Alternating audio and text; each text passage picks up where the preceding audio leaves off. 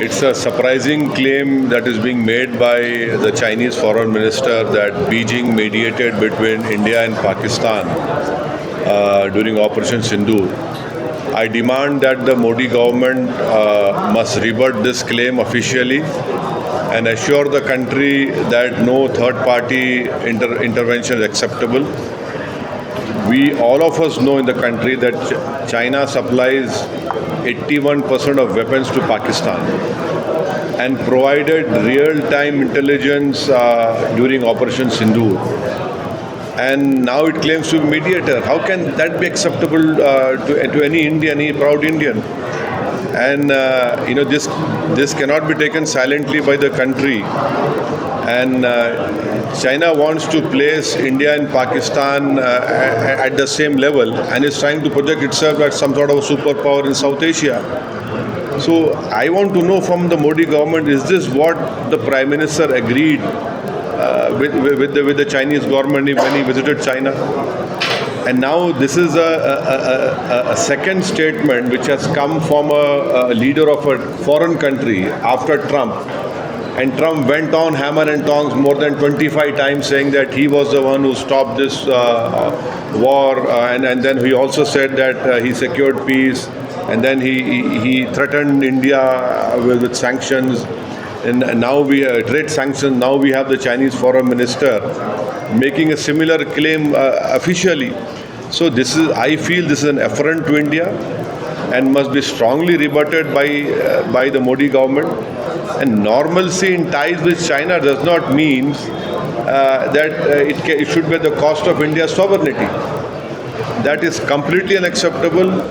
We demand that the government must rebut this claim made by the Chinese foreign minister and condemn it. Sir, another country we are witnessing a turmoil in Bangladesh, a lot of violence, minority community there being targeted, and there is a lot of unrest and anti-India sentiment, anti-India comment also coming out from that particular country. Your reaction on that, sir? After the death of the ex-Prime Minister in Bangladesh, our foreign minister has went over there, and we hope that there will be no further deterioration in relations between India and Bangladesh.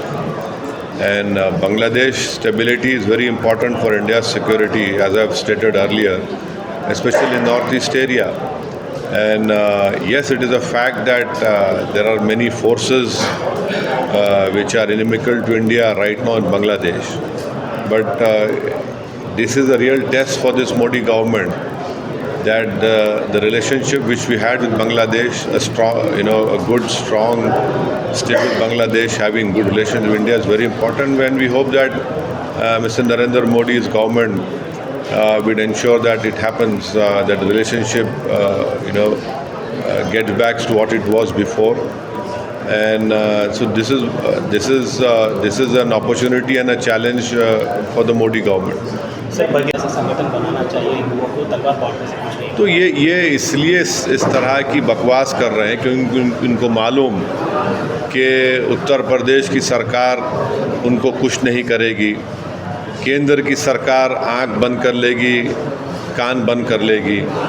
अगर वही बकवास अगर कोई और आदमी करता या जिसका ताल्लुक़ उस धर्म से नहीं है जो इस शख्स का है, तो उस पर तो अब तक तो UAPA हो जाता। और आप लोग के चैनल ने कितना दिखाया तलवार बांटने को? आप सवाल तो मेरे से कर रहे हैं, आपके कितने चैनलों ने दिखाया तलवार बांटने को? आपने कितना दिखाया उस शख्स के बकवास को? तो आप लोगों का भी एक जिम्मेदारी है ना। अगर कोई दूसरा कुछ बोल दे तो आप लोग तो 6 बजे, 7 बजे, 8 बजे, 9 बजे आप लोग बैठकर फतवे जारी करते, मगर ये जो बकवास बोली जा रही है उसमें कुछ नहीं हो रहा, तलवार बांट रही है और बाद में आप उनको पकड़ते हैं।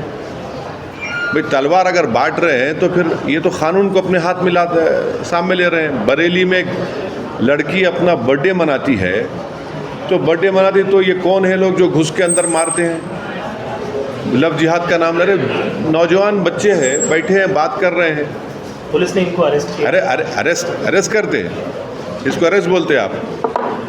जो मुसलमान लड़के उनको अरेस्ट किया, बिल्कुल उनको अरेस्ट करें, उल्टा अरेस्ट करें उन लोगों को जो वहाँ पे इनवाइट हुए इनवाइटेड थे।